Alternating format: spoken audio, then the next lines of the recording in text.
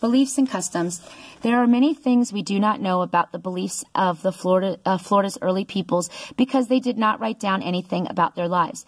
Also, most of them died from disease soon after the Europeans came to Florida in 1513. Few were left to talk about their history. Some Europeans who came to Florida in the 1500s wrote down what they saw Native Americans doing. Much of what we know about the people comes from these writings. This engraving, made in 1591, shows the Timucua funeral ceremony. The tribe was gathered around a conch shell encircled by arrows. Other Florida tribes had similar ceremonies. Many tribes from what is now the southeastern United States believed some of the same things, such as bathing in a stream each morning made them spiritually pure. This drawing of a Timucua man shows the tattoos they wore over their entire bodies. It also shows the Timucua bow and arrows and the simple clothing that was common.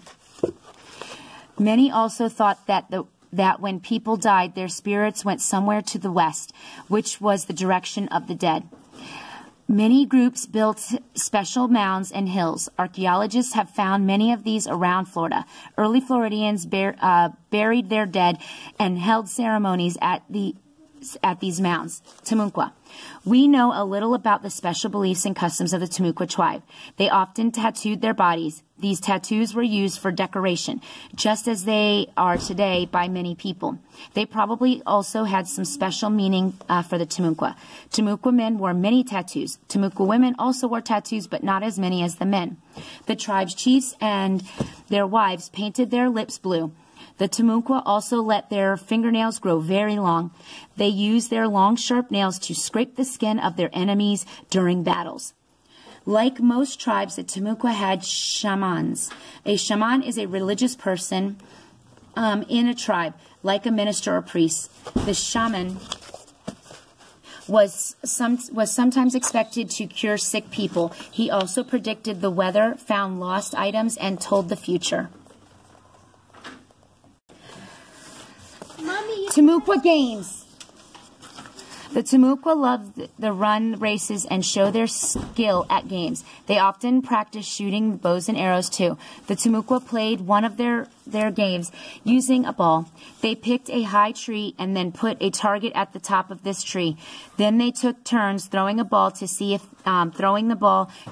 they could hit the target. It was not easy to do this, but the Timucua people loved to test their skills. The Timucua also played another game with a stone disc. They rolled the stone disc away from themselves. Then they each tried to throw a pole at the exact spot that they thought the disc would stop rolling and fall over on its side. These games helped the Timucua practice skills they needed for hunting, like throwing and hitting targets. The skills helped them survive. The Timucua had a special way of celebrating their war victories. They brought scalps of other body parts of their enemies to their town. Then the men and women gathered together with the shaman.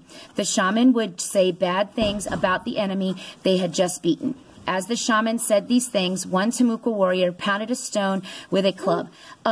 Two other warriors shook rattles, made of dried pumpkins filled with small stones and seeds. In this way, the Timucua showed how happy they felt about defeating their enemies.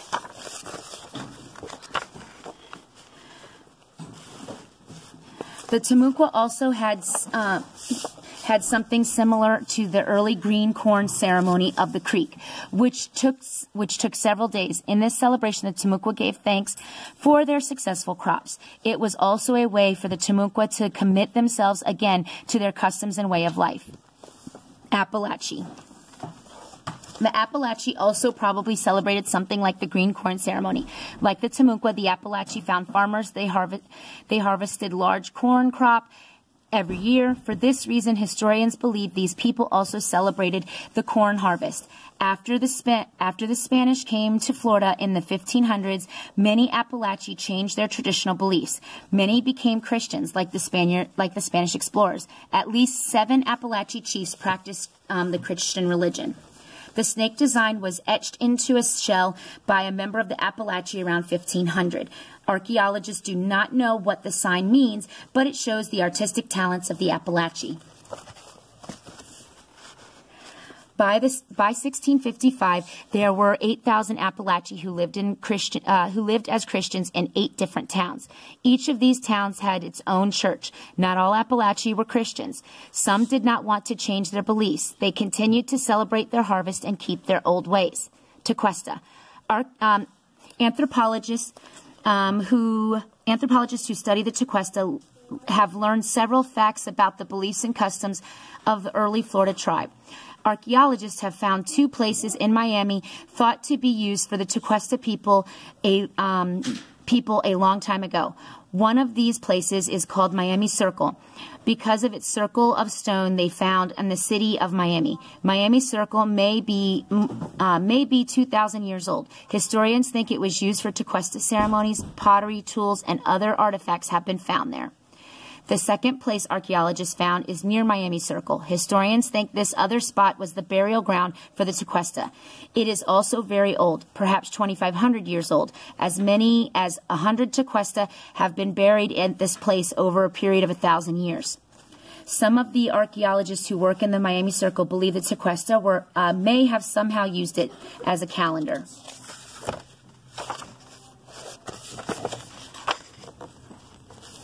The Tequesta worship bones like they're bones of their dead chiefs. They also worship some animal bones, including manatee skull bones. The Tequesta worshipped other things too, including the sun and the moon. Unfortunately, there is not enough information left for us to know exactly what they believed. Calusa. The detailed wood carvings of the Calusa tell us something about the tribe's beliefs. Many of these carvings were made from pine and cypress wood.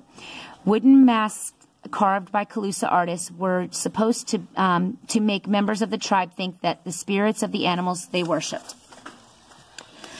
Archaeologists have found many different kinds of Calusa carvings that show animals, insects, and parts of the human body. Calusa artists carved these things from wood and sandstone, which is very soft rock. They often painted these carvings too. The carvings of the Calusa tell us that they felt a very strong connection with nature, especially with animals and that lived around them. The Calusa believed the spirits of these animals and the understanding of them could help members of the tribe live better lives. This deer head was carved from wood by a member of the Calusa tribe. Traces of paint and still visible, especially on the ears. Seminoles and Muscogee. Because there are many Seminole and Muscogee people living in Florida today, we know more about their beliefs and customs than we do of the earlier groups. Both people still celebrate each spring with a garden corn dance. They do this to thank the God for giving them food, and dance is done in secret places every year. Very few non-Native Americans have seen this dance. Seminole basketry. The Seminole Nation has its own style of arts and crafts. One of the best-known crafts, including the making of baskets. Seminoles baskets are called sweetgrass baskets because they are made from plants called wild sweetgrass. The Seminoles pick this grass from dry areas of the Everglades. Then they wash it, dry it, and sew it into colored threads. These baskets can be tall and thin or big and round. They come in many shapes, too. Seminole women have made sweetgrass baskets for more than 60 years. During the green corn dance, the participants do something called stomping dance. A shaman leads the group, which dances behind him in a single line. The line moves slowly back and forth while the men shout to the shaman. The shaman also calls out to the men. The female dancers say nothing, but wear rattles tied to their legs to make the rhythmic shaking sound. There are many legends passed down from one Seminole generation to the next. One Seminole legend says that God created the earth and all animals, but he liked one animal best, the panther. God wanted the panther to be the first animal to walk on earth. He put all animals he made into one shell and left the shell by a large tree. When the shell cracked open, the wind reached down to make sure that the panther walked out first. God then told the panther that it would have special powers, including the power to heal sickness. God also told the wind, "You will serve all living things so they may breathe. Without the wind or air, all will die." The Florida panther is an important figure of legends of Seminoles. Unfortunately, it is now on the endangered species in Florida. The Muscogee have a legend about the beginning of life on Earth. This legend says that when the world began, one group of people dropped from heaven down to Earth. These people landed in the northern Florida lake that today is called Lake Muscogee. These people were the Muscogee Indians. They then swam to shore and built a town. The Muscogee legend says this is how people first came to live on Earth.